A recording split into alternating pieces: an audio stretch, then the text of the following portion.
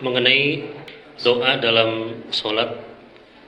Kapan waktu berdoa yang benar? Apakah saat sujud dalam sholat, pada saat salam, setelah salam, dan doa ketika khutbah Jumat, apakah angkat tangan atau tidak? Baik. Yang pertama, doa dalam sholat yang dikabulkan ada 4 keadaan. Ada 4 keadaan dan dalilnya sahih. Yang pertama saat berdiri, hadisnya qudsi bahkan. Saat berdiri. Ini jangan main-main dengan ini. Ini yang paling hebat ya. Hadisnya qudsi. Saya percepat saja. An Abi Hurairah radhiyallahu anhu qala. Dari Abu Hurairah semoga Allah meridai kepadanya, beliau menyampaikan. Perhatikan, saya langsung kepada matan hadisnya. Idza qala al-'abdu ya, qusimati shalah baini wa baina 'abdi. Kata Allah, kata Rasulullah, qala Allah azza wa jalla, Allah berfirman dalam hadis qudsi, qusimati shalah atau qasamtu shalah baini wa baina 'abdi. Saya bagi dalam salat hak dan kewajiban antara aku dengan hambaku. Idza qala al-'abdu, kalau hambaku membaca dalam salatnya alhamdulillahi rabbil alamin, qala Allah azza wa jalla, dijawab oleh Allah, hamadani 'abdi, hambaku sedang memujiku. Wa idza qala al-'abdu ar-rahmanir rahim, kalau hamba kemudian berkata ar-rahmanir rahim, qala Allah azza wa jalla athna 'alayya 'abdi, Allah langsung menjawab, hambaku sedang menyanjungku. Wa idza qala al-'abdu maliki yaumiddin, kalau hambaku berkata maliki yaumiddin, qala Allah azza wa jalla majjadani 'abdi, Allah langsung merespon, hambaku sedang mengagungkanku. Perhatikan betul kalimatnya. Kalimat yang pertama ini, kata para ulama, memberikan kesan, kalau kita sedang baca Al-Fatihah dalam salat, sedang berdiri, rasakan kita sedang berdialog dengan Allah, bukan bacaan biasa. Karena itu turun hadis di Muslim nomor 97, yang di Arba'in nomor kedua posisinya. Ada ihsan, masjidnya al-ihsan. An ta'budallaha ka'annaka tarahu, fa illam takun tarahu fa innahu. Jadi kalau kita sedang beribadah kepada Allah, rasakan seakan-akan bersama Allah, berdialog. Kalau kita tak mampu menatapnya, yakinkan saat beribadah Allah mengawasi kita. Itu ada jawaban. Yang paling hebat, perhatikan. Wa idza qala al-'abdu, ini poinnya. Kalau hamba sedang berkata, iyyaka na'budu, perhatikan rumusnya ya. Wa iyyaka nasta'in. Ya Allah, kami jadikan aktivitas kami sebelum salat sebagai ibadah kepadamu. Jadi sebelum salat itu nanti antum zuhur salat ya. Sekarang niatkan ibadah, nanti makan niatkan ibadah, minum ibadah, pulang ibadah. Kalau ada hamba yang seperti itu, wa iyyaka nasta'in, dan sekarang kami punya permohonan, hanya kami mohonkan kepadamu. Kenapa kalimat iyyaka nasta'in ini muncul? Karena ini perintah di Quran saat dalam fikih salat, Al-Baqarah 45. Perhatikan, bagi orang-orang yang punya persoalan sebelum salat, wasta'inu bis-sabri was-salat. Kenapa kita dipanggil oleh Allah lewat salat? Itu bukan hanya tuntutan fikih semata. Allah sebetulnya ingin menyelesaikan segala persoalan yang kita bawa sebelum menghadap kepadanya. Seakan-akan ketika mengatakan hayya 'alas shalah, si di salat, punya masalah apa? Punya problem apa? Punya kesulitan apa yang akan diselesaikan? Ya. Karena itu dalam panggilan adzan setelah hayya 'alas shalah apa? Hayya 'alal falah. Kalau orang salat pasti bahagia karena masalahnya selesai. Karena itulah ketika kita mengucapkan iyyaka na'budu ya Allah, adabnya, saya sudah beribadah kepadamu, sekarang punya permohonan, hanya kepadamu saya panjatkan. Apa jawabnya? Hadza baini wa baina 'abdi. Inilah komitmen antara aku dengan hambaku. Wali abdi, perhatikan kalimatnya, wali abdi, dan untuk hambaku yang telah menjadikan aktivitasnya sebagai ibadah itu, masa'ala, apapun yang engkau minta saat ini aku akan berikan. Aku akan berikan. Dan itu sudah dipraktekkan oleh Nabi Zakaria sejak muncul perintah solat di awal-awal. Jadi solat itu bukan hanya pada Nabi Muhammad, Nabi Isa solat, Nabi Musa solat, Nabi Zakaria solat, tapi caranya tidak sama dengan kita. Perhatikan hebatnya cara Allah mengabulkan doa. Saya mau tanya, kalau suami istri sudah menikah, puluhan tahun belum punya keturunan, suaminya sudah divonis sepuh, istrinya divonis monofos dan mandul. Secara medis mungkin tidak punya anak. Secara medis, mustahil punya anak. Nabi Zakaria bangun, masuk ke mihrabnya. Ali Imran surah 3 ayat ke-38 dan 39. Perhatikan. Dalam salatnya berdiri itu meminta kepada Allah. Hunalika da'a Zakaria rabbah. Di mihrabnya Zakaria bermohon kepada Tuhannya. Apa doanya?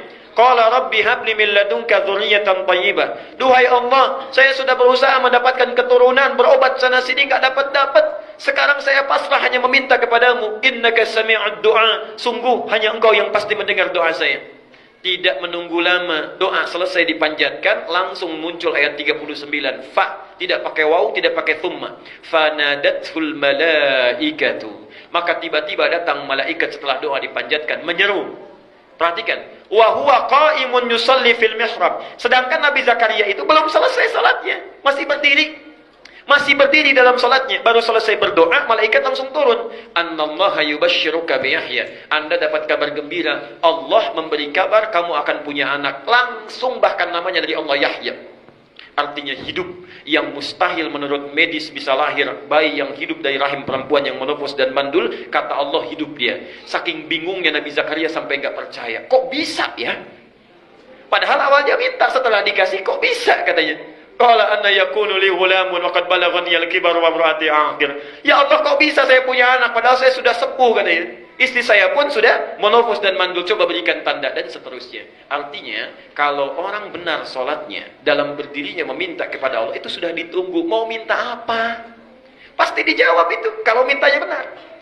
Pertanyaannya sekarang, maaf, Bapak Ibu, kalau Allah sudah meminta seperti itu, apapun dikabulkan, mau minta apa?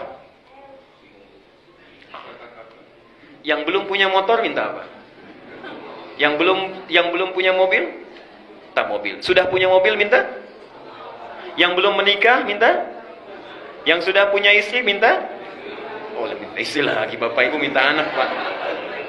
Bu, tolong tandain Bu ya, sebelah sini tadi bapaknya nih. Mungkin ibunya ada di belakang. Perhatikan, karena itulah saat berdiri diberikan oleh Allah satu tawaran. Kalau dibacakan, diberikan apa yang dibutuhkan. Mau nggak? Itulah ihdinas siratal mustaqim. Tunjukkan kami ya Allah solusi terbaik dari masalah yang kami miliki. Maaf, ihdinas siratal mustaqim itu arti yang tepat bukan tunjukkan kami jalan yang lurus. Itu bahasa kiasan, gak pakai Bu. Itu bahasa kiasan. Ihdina dari kata hudan, hidayah, itu solusi dari persoalan yang dihadapi. Jadi punya masalah apapun, solusinya ya Allah tolong berikan. Siratal mustaqim itu kata kiasan, majas dalam bahasa Arab, yang mudah tidak sulit prosesnya. Jadi berikan solusinya tapi mudah. Jadi ketika kita meminta dalam sholat, itu minta ya Allah, saya punya masalah, tolong berikan. Diberikan oleh Allah satu bacaan, dibaca. Jadi yang punya masalah di rumah tangga, diberikan solusinya. Yang punya masalah di pekerjaan, diberikan solusinya. Dan itu bukan solusi biasa. Siratal ladzina an'amta alaihim, nikmat. Ghairil maghdubi alaihim, Allah tidak murka dengan apa yang dikerjakan, waladdallin, dan tidak tersesat dalam mengerjakannya, mudah dikerjakan. Jelas sampai di sini? Baik. Yang jadi persoalan, kalau sudah dikasih cukup tidak? Kadang-kadang diberi pun masih ingin yang spesifik. Saking sayangnya Allah kepada kita, diberikan kesempatan kedua setelah baca Al-Fatihah, diminta memilih surat-surat yang sesuai ayatnya dengan keperluannya, dari Al-Fatihah sampai dengan An-Nas. Yakinlah semua ayat Quran itu solusi persoalan hidup kita. Itu sudah tegas disampaikan, bahasanya hudan. Lihat tadi Al-Baqarah 185. Syahrul Ramadan alladzi unzila fihi. Di bulan Ramadan Quran diturunkan. Apa fungsinya? Hudan. Hudan. Solusinya disebut hudan, memintanya disebut ihdina. Nah, orang Islam saking sayangnya Allah kepada mereka, dipaksa supaya dapat solusi itu lewat salat. Al-Baqarah ayat kedua dan 3. Dzalikal kitabu la raiba fi hudan. Yang di ayat 185 linnas, untuk manusia. Jadi kalau ada orang yang mau baca Quran dapat hidayah. Tapi orang Islam dipaksa supaya dapat solusi itu lewat salat. Perhatikan, siapa orang yang dapat hidayah itu, muttaqin itu, alladzina yu'minuna bil ghaibi wa. Jadi salat itu sebetulnya supaya memudahkan Allah menyelesaikan persoalan kita. Silahkan pilih kalau ingin spesifik dari Al-Fatihah sampai dengan An-Nas. Ada ayatnya sesuai dengan keperluan kita. Misal, mohon maaf, yang punya persoalan rumah tangga, An-Nisa 34 misalnya sampai dengan 36. Ustadz suami marah-marah terus, ayat 19-nya. Ustadz istri saya cerewet, gak mau nurut pada yang baik-baik, ayat 34-nya. Jadi ketika tahajud pisah kamar itu, suaminya baca 34, istrinya 19, terus itu ya. Begitu, subhanallah. Anak-anak gak bisa bagaimana mengarahkan supaya soleh. Lihat Luqman 13, ayat 13 sampai 19. Ustadz kalau anaknya banyak bagaimana? Yusuf pindah. Ustadz pekerjaannya susah saya ini, bagaimana supaya dimudahkan? Al-Isra ayat 79 sampai 82. Ustadz mudah tapi datang lagi banyak. Al-Insyirah, semuanya ada di situ. Tinggal kita bacakan. Masalahnya nggak hafal. Jadi dari subuh sampai isya yang dibaca itu lagi. An-Nas lagi. Pantas mimpinya ketemu jin terus, itu yang dibaca. Yang jadi persoalannya. Jadi pertama saat berdiri itu caranya, Jadi kalau ibu bertanya atau bapak bertanya dari kertas tadi, artinya siap menghafalkan ayat Quran. Hadir malam Jumat, nanti kita berikan gambarannya. Yang kedua saat ruku, tapi dalam ruku nggak boleh baca ayat Quran. Ya, cukup mintakan. Baca doa yang sunnah dulu, bisa pilih banyak doanya. Subhanakallahumma bihamdika Allahumma ighfirli, atau subhana rabbiyal azim, atau subhana rabbiyal azim wa bihamdi, dan sebagainya banyak. Silakan setelah itu mintakan dalam hati kita atau membaca doa yang seperti Nabi contohkan. Silakan buka buku sifat salat Nabi, banyak di situ doanya. Ya. Yang karya Ibnu Qayyim Al-Jauziyah, yang karya Syekh Muhammad Nasiruddin Al-Albani, yang karya Syekh Sya'rawi, banyak buku sifat salat Nabi, ada penuntun di situ. Yang ketiga saat sujud, ini yang paling utama. Perhatikan hadis Ibnu Abbas. Innama aqrabul 'abdi min rabbih wa huwa sajidun fa'aktsirud du'a. Tidak ada keadaan paling dekat antara hamba dengan Tuhannya kecuali saat sujud. Karena itu perbanyak doa saat sujud. Bukan hanya sujud yang terakhir, tapi dalam setiap sujud. Ya. Kenapa disebutkan sujud yang terakhir? Ini sebetulnya ada pesan penting di situ. Maaf, sekaligus saya sempurnakan. Nabi itu rindunya tertumpahkan dengan Allah dalam dua keadaan. Satu, saat datang wahyu. Jadi kalau wahyu datang, senangnya luar biasa, lepas rindu dengan Allah itu.